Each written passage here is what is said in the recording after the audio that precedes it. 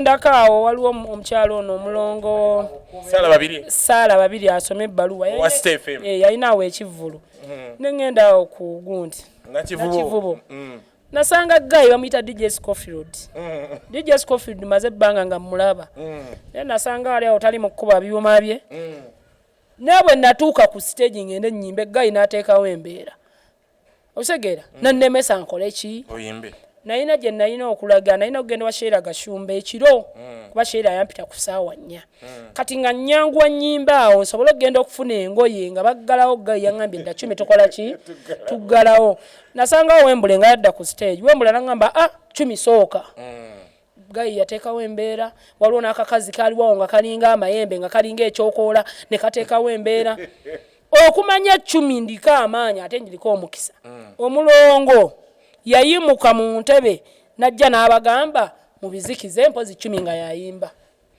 DJ yali aŋŋaanya okuyimba ne laptop bagimulesa era kayo mwewuunye era Scofield kino ngenda kukimugamba we naakusanga ngenda kukukuba ate ngenda kukukubira mu kamera ngenda gamba omwana ndicodinge nga bwe nkukuba sagala ebintu byakunzoleya nze ntuse mu bbala ez'akabi DJ Roger azanye endongo yange DJ Massa azanye endongo yange DJ Siri Stuart azanye endongo yange osegeera ba DJ abakabi kati gwe Scofield yeye lusoga n'okuzanya endongo yange oganye oteekayo Cumi ayimbe kyengamba nti nze nga Cumi olaba nyina abantu bangi abanjogerako naye kati ngenda tandika okubawa obudde erinnya lyange olwo abasaanidde okulyogerako n'omulala ng'osaanidde osiriko ndabe bulabi si buli omuntu ateekeddwa okunjogerako kati oyo DJ Scofield anana kunneegayirira anana kunsaba okukuba oluyimba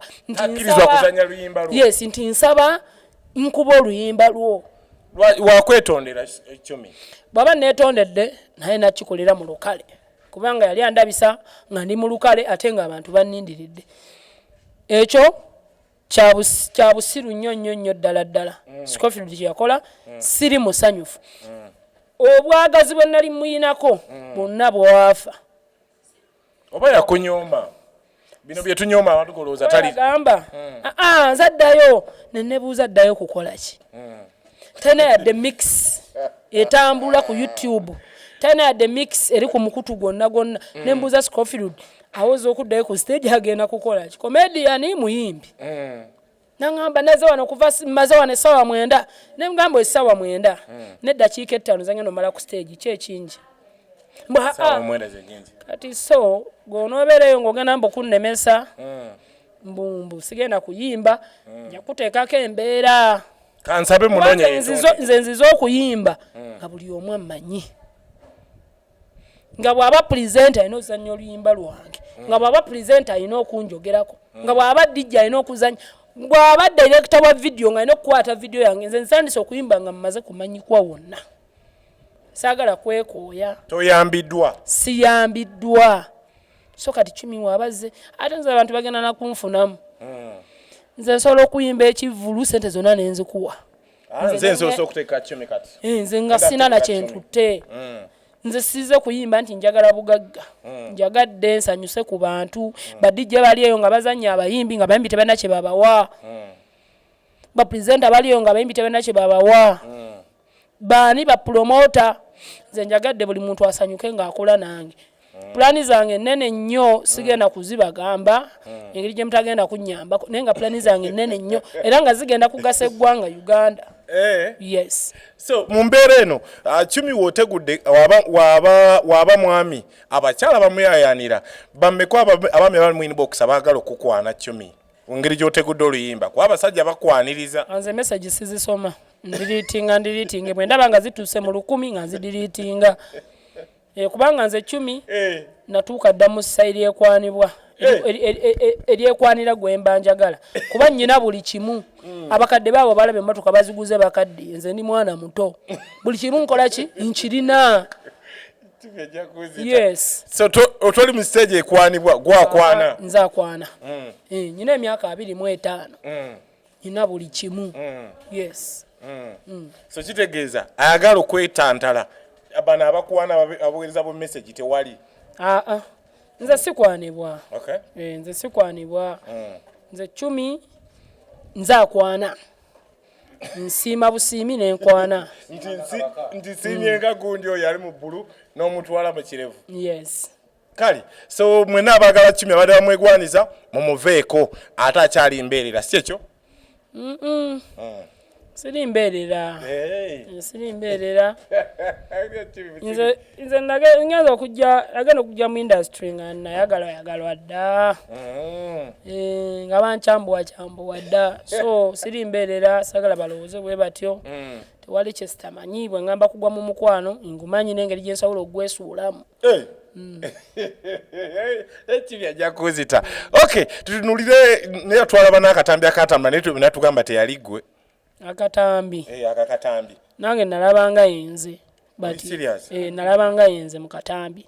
Ebyaddala nalabanga yenze. Chumi gatotegeera bulungi.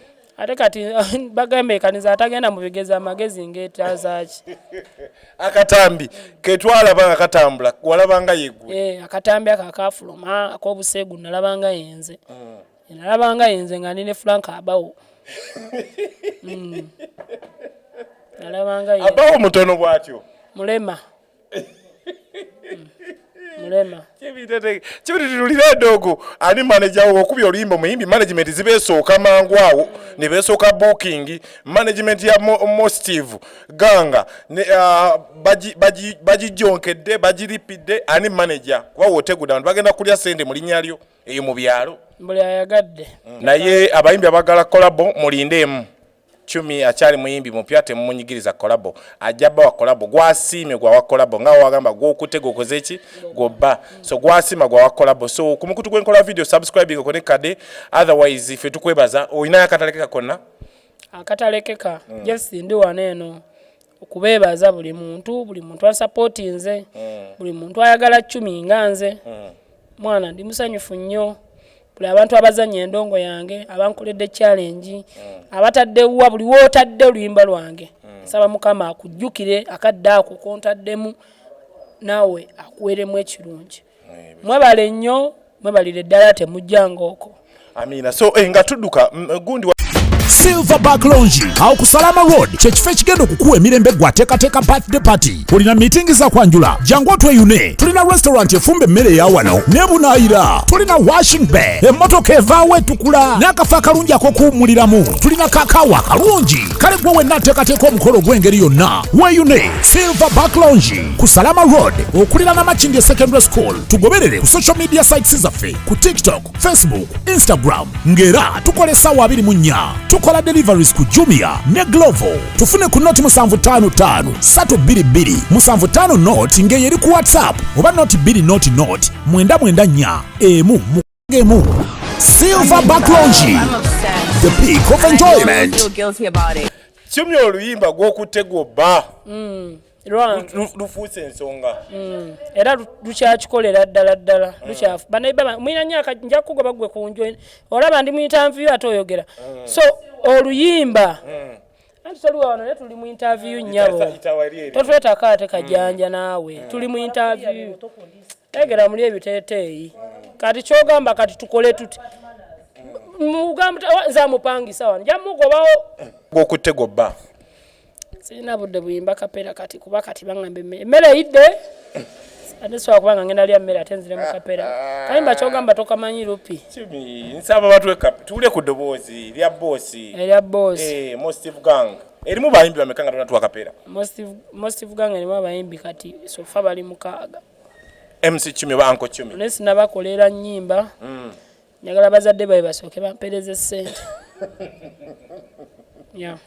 So twekapera gwokutegubba ono yantametamedde ebyokukwana endogaloga dda nesiraana laavu esaana abazaana oba mulope wayokaana gwe damwawo gwokutegobba ya gwokutegobba yamaani kwegamba kale ennyimba bulungi nnyo kale siri mulungi mu kapera kuba bwe mba ndi mu kapera mbanga bigayi so ndi mulungi nnyo mu kuyimba wali ng'endonga etudde nga nange ensumulula genda mu studio mukama musabe musabe nti nkolere ebyamagero nkolere nkolere enkyusiza obulamu yes si kugamba bugambi nti nkedde mu studio nkedde mu kola bino nze mvuga naye emmotoka yange abantu ne banjerega avuga lawumu